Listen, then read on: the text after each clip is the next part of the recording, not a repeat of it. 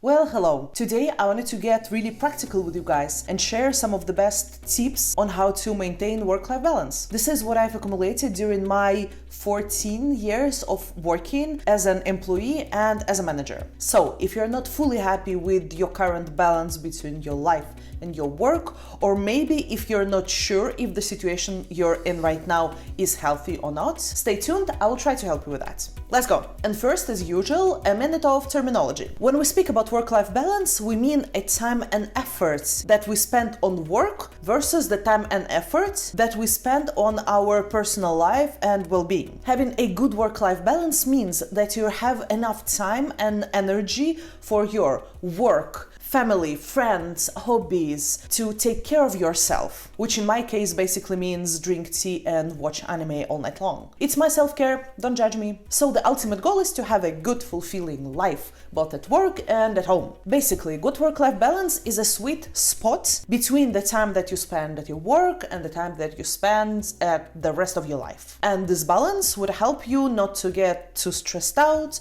or burned out at work. Now, a few comments here. First of all, work-life balance is different for different people because we're different, and this is fine. The lifestyle that feels balanced, rewarding, and satisfying for you may not feel the same for other people. This is absolutely fine. Work-life balance is a personal thing. And one of the biggest challenges all of us working people basically face is to find this balance for us personally, because it's not one size fits all. Also, I've recently heard a lot of people who are discussing that the whole concept of work-life balance kind of implies that you have work and you have life. Like you're not really living when you work. And the idea is not to split one from another, but learn how to live your life even during your work. And although I understand the logic of it, I would say that it's a rather advanced take on it. And for many of us, even the basic level of being able not to think about your work 24/7 is already quite hard to achieve. So we're talking basics today, we're talking hygiene. And once we master that, we can go more advanced. Alright, now, how do we identify if we're even having a bad work-life balance in the first place?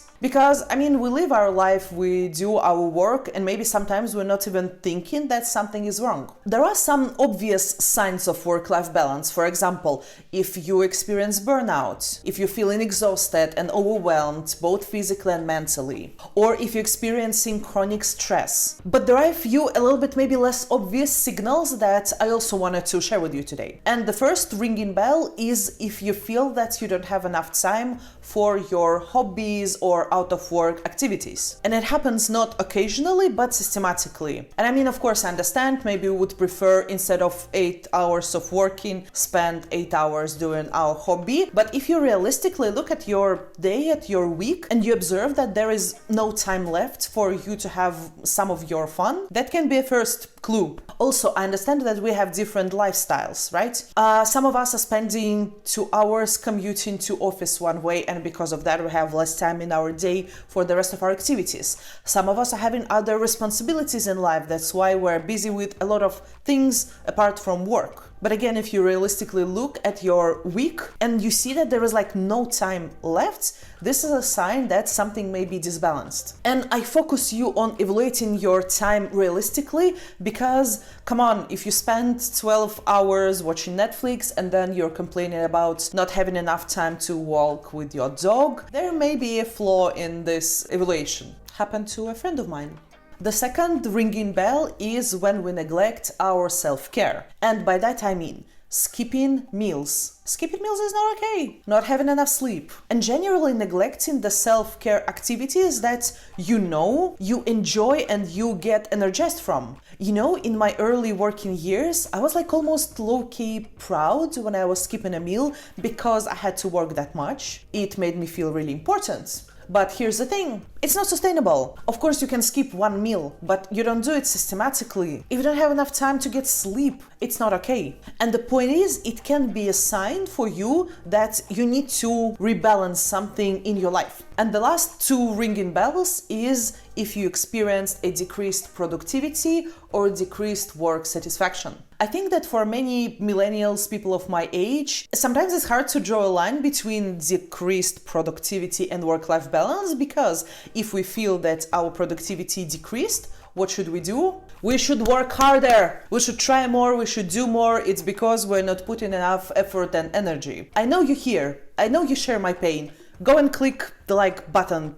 The trick here is that decreased productivity can be a signal of a disbalanced life. Of course, it's not happening overnight, but if you experienced a decreased productivity, it may happen because you have a disbalanced, let's say, life for you personally for a certain period of time. And the same with job satisfaction. You can start feeling that you're disconnected from your job, that you lack motivation, not because job changed or you changed, but just because you don't have a healthy work-life balance for you personally. Once again, you don't have enough energy to get excited about your work that you used to love. Now, let's talk about what can we do about it, because come on, with the current level of technology, the line between working and not working is super blurry. You can work remotely, you can work from home, you can work during the night if you want to, and it makes it harder to keep your life balanced. And the first tip is learn how to set boundaries between your work and between your life, because we all think that we're good at multitasking, but in fact we're not. And we often underestimate the power of actually properly switching from one thing to another. If you're, I don't know, playing with your kids after work while thinking about some working problems, you're not thinking about it to your best abilities, and you're not fully present in the moment to actually properly enjoy the time that you spent. We all have working hours and we all need to stick to them, and I know it's easier said than done. My job as well often implies working longer hours, and I accept it, but I do it when it's not systematical but occasional. In reality, it's not black and white. It's not that we overwork every single day or every single day we close our laptop at 5:30. But for me personally, it's still healthy when cases like that are occasional. The practical side of getting there is to set boundaries, let's say physically. For example, I don't check my working email after working hours. And I ensure that I won't even see it. I don't have a notification from my working email at my phone. I don't check my working laptop. So I basically design the reality of my day accordingly. I don't give myself a chance to get distracted and allow my mind to go into a working mode when I'm not working. Because I know, you know, we know, if something super urgent happens, people call. And if they send email, it usually waits until tomorrow. Trust me, your mental health will thank you for not checking your emails after working hours. The second tip is truly prioritize what you do. There is a famous framework on how to approach your tasks based on urgency and importance. It implies that each thing that we need to do have a certain level of importance and level of urgency. Tasks can be urgent or not urgent, as well as important or not important. The trick here is quite often we're fast to grab and start doing an urgent task before we actually evaluate if it's an important one or not. Because from a long-term perspective, it's better for us to do an important task that may be not that urgent than an urgent one which is not really that important. Applying this simple framework would ensure that you prioritize important tasks, and it's not a random decision. It's not you just running from one urgent thing to another urgent thing, which makes you not feeling guilty for closing your laptop at 6 p.m. because you know that you were really working on important stuff. Let's remember that we can only do so much in a day. Another tip that may be helpful for you if you're like me, have a job of, let's say, intellectual nature, is to ensure a certain level of physical activity every day. We all know the benefits of it. Yes, we know that it reduces the stress level, it boosts your energy. But here's a problem. After a full day of an intense working, we often don't have an energy to even take a walk outside. We feel so exhausted that we just don't have energy for that. But question, why do we feel like that if we didn't do anything physically active? The answer is simple. Sometimes our brain confuses the tiredness from mental activities and physical activities. And when after you close your laptop you feel so exhausted, you actually don't feel physically exhausted. But often our minds doesn't allow us to realize that. And it's a real thing. Sometimes when we feel that we cannot get out of bed, it doesn't mean that we cannot physically get out of bed. It's how our brain makes us feel because we are mentally exhausted. And my main tip here for you is to remind yourself that it's simply not true. Sometimes when you feel tired, it doesn't mean a physical tiredness. So when you even just remind yourself about it, it's already making it much better. When you think, okay, I've been sitting for 8 hours. I don't think I'm actually physically tired. I can afford at least small walk, and small walk is already something. I also do recommend you practice mindfulness. I am not a spiritual person like whatsoever, but I do believe in a good scientific research that proves all the benefits of meditation, so I use it without any spiritual or religious connotation behind it. There are endless amount of apps and services that provide you, like on-the-go meditations. When you have 15 minutes when you commute, or when you feel stressed or frustrated and you need